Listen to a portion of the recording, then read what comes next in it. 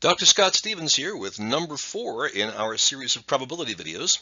This one about the OR command, also called the disjunction of two or more events, and the related idea of mutual exclusivity. What have we been doing so far? Well, last time we were talking about joint probability. That's the probability that two things both occur. Or, if we want to have more than two events, given a whole collection of events, how probable is it that all of them end up happening? We saw that when we did that, we had a general rule that said something like this. If you want to figure out the chance that a bunch of things all happen, first find the probability that any one of them happens. Then, assuming that that one does happen, find the probability that another one happens. Then, assuming that both of those happen, find the probability that the third one happens, and so on. And we just keep on going this way. It doesn't matter what order you pick up, but basically every time you add a new event, you have to assume that all the previous events occurred. That is, the formula involves conditional probabilities.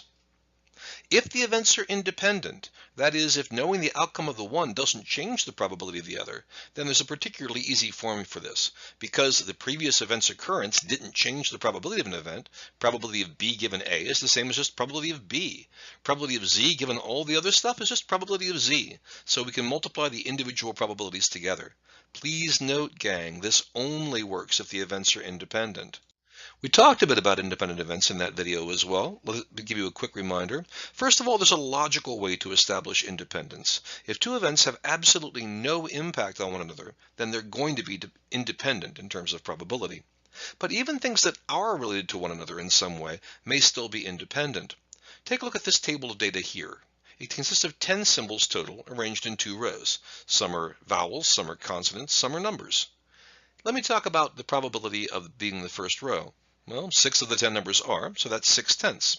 But the probability of being in the first row, given that I told you that the thing I'm talking about is a letter, is still 6/10. There are a total of 5 letters, 1, 2, 3, 4, 5, and 3 of those letters are in the first row. So the chance of being in the first row, given that you're a letter, is 3 out of 5. That is, knowing it's in the letter didn't change the probability of being in the first row. Being in the first row and being a letter are independent. On the other hand, let's do the same kind of work, but this time talking about being in the first row and being a vowel. The chance of being in the first row is still 60%, but if I know that the thing we're talking about is a vowel, then it's either the A in the top row or the E in the bottom row. The chance of it being in the top row has dropped to 1/2. So knowing that it was a vowel changed the probability of being in the first row. That means that these two things, first row and vowel, are dependent events. Okay? All right, so what's new this time? Last time was a big focus on the word and. Today is a big focus on the word or. In probability, anytime we use the word or, we always mean it in the sense of inclusive or, one or the other, or perhaps both. Sometimes, to be absolutely clear when speaking in English, we'll say one or the other or both. But when talking about probability, even if we don't, it still means one or the other or both. In English, sometimes we say or, we mean one or the other, but not both. But in stat, that won't come up. If we want one or the other, but not both, we'll explicitly say so. But like I said, in English, sometimes they both come up. If I say your money or your life, you're assuming that I'll either take your money or your life, but not that I'll take your money and shoot you anyway. To help get these ideas across, I'm going to enlist the aid of 10 of my little Pokemon buddies. You can see them appearing here, and we'll use them to develop these ideas about how probabilities and ORs fit together. Let's start out by trying to figure out how probable it is that if I pick a Pokemon at random from this group, I get someone who's either blue or winged. Well, let's take the individual probabilities of each in turn. Blue. Well, Blastoise here is blue, so is Gyarados, Wartortle, and Squirtle. Out of the 10 Pokemon, 4 of them are blue, so the chance of getting a blue Pokemon at random is 4 out of 10. How about winged? Well, looking around, I can see that Charizard's winged, and so is Dragonite, and so is Scyther. The chance of getting a winged Pokemon is 3/10. By the way, the 3 that were left out are Pikachu, and Charmander, and Bulbasaur, and aren't you glad this isn't going to be on the test? But back to the point. How likely is it if I pick a Pokemon at random that it will be either blue, or winged, or both? Well, it's a no-brainer, isn't it? I've got 7 out of the 10 Pokemon that are circled, and therefore the chance of getting someone who's blue or winged is 7/10. It won't have gotten by you how we could do this arithmetically. 4/10 plus 3/10 is equal to 7/10. So in this particular case, I found the answer simply by adding the 2 individual probabilities. That's a really nice idea and something to keep in mind, but it's not always quite this simple. We need to look a little bit further. It is true that anytime you're doing an OR probability, that will always, always, always involve addition. But it might also, in the course of your work, actually involve some subtraction as well. Let's see why. This time I'm going to play the same game as last time, but instead of going for blue or winged, I'm going for orange or winged. Same game. Chance of being orange? Well, Charmander and Charizard and Dragonite are all orange. Chance is 3/10. Chance of being winged? Same guys we saw before, for 3/10. Probability of orange is 3/10. Probability of winged is 3/10. If we try to use the addition formula we used a moment ago, this would suggest that the chance of getting a Pokemon who is oranged or winged, or both, is 4/10. Is 6/10. But obviously it's not. Out of the 10 Pokemon, only 4 of them are circled at this point. It's not hard when you look for a moment to see what caused the screw up. It's these guys right here. They've got 2 circles. They were both circled before because they were orange, but they were also circled because they were winged. That is, when we were counting up orange Pokemon and winged Pokemon, those 2 guys got counted twice. If I wanted to know how many guys would end up in circles, I really should say this: 3 orange plus 3 winged, minus the 2 guys who were counted twice, which adds up to 4. Notice that subtracting them off doesn't mean I don't want to count them. I'm not subtracting them off twice. I'm just subtracting them off 1 time because I counted them 1 time too many. That's the general formula. In general, if I want to know the probability of orange or winged, I'll find the probability of oranged, add the probability of winged, and then subtract off that something is both. In this calculation, 3/10 plus 3/10 minus the 2/10 that were counted twice gives us 0.4. And that, of course, is the right answer. Okay, let's give this a try in a bit more general context. 88% of American households own a car. 64% of American households own a house. Let's go ahead and figure out that they also tell us that 61% of American households own both.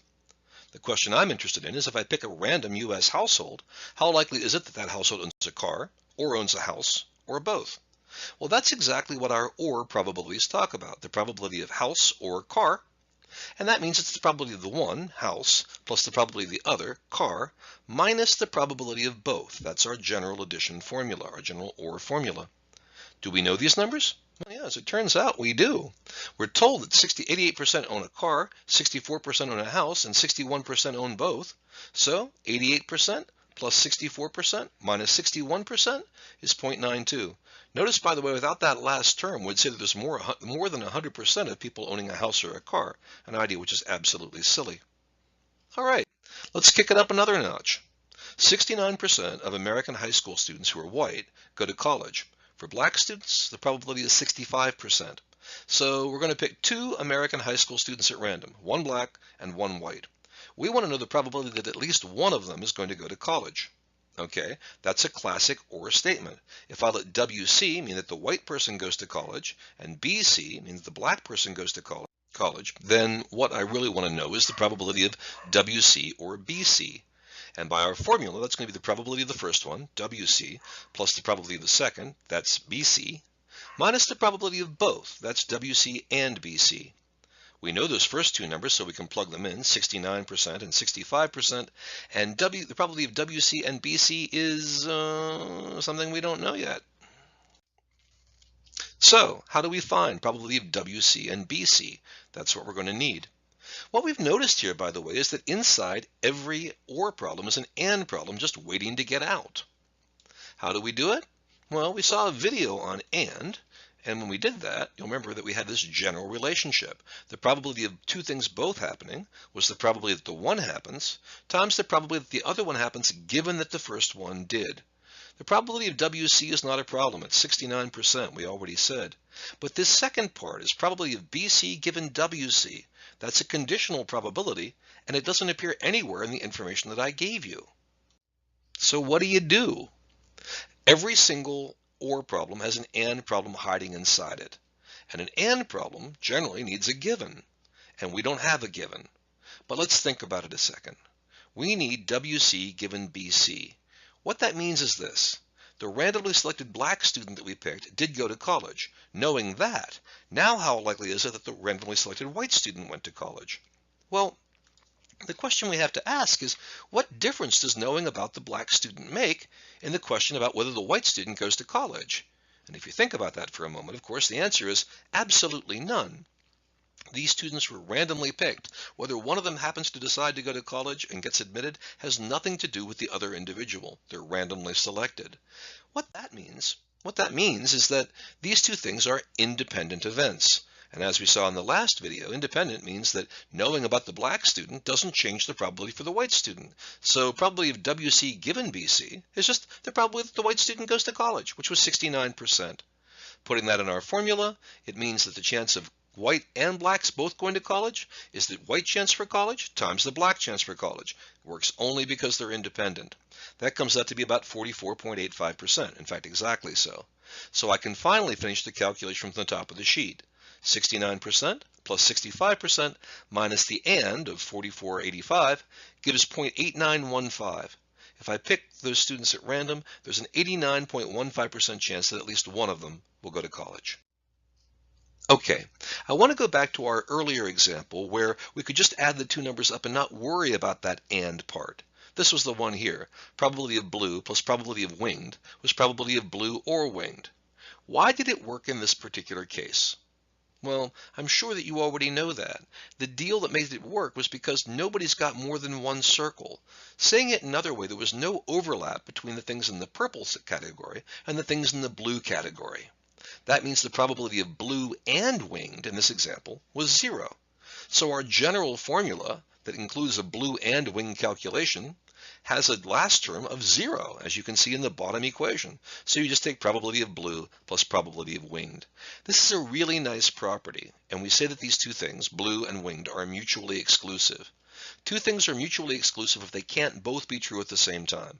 The probability of both of them being true is 0, and that means it drops out of the OR formula, which makes the OR formula especially nice in these simple cases. Let's see what the takeaway is from this.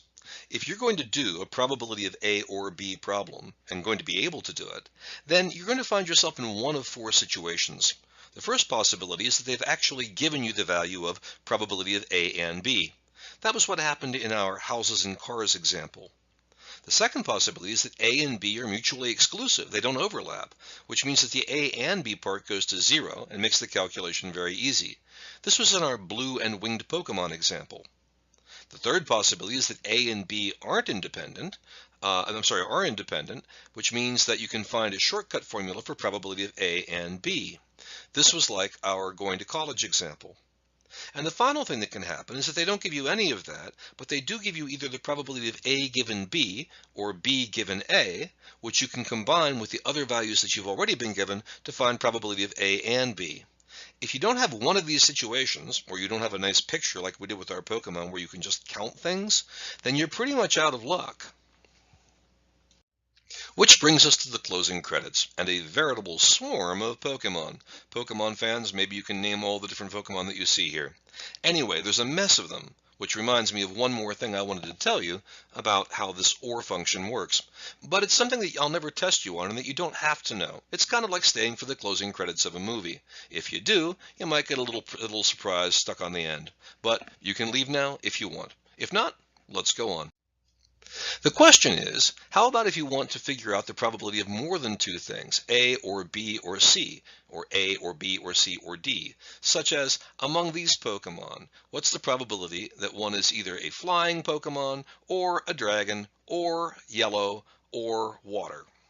Well, that's an interesting kind of question, and the way that we handle it is with a formula called the inclusion-exclusion formula.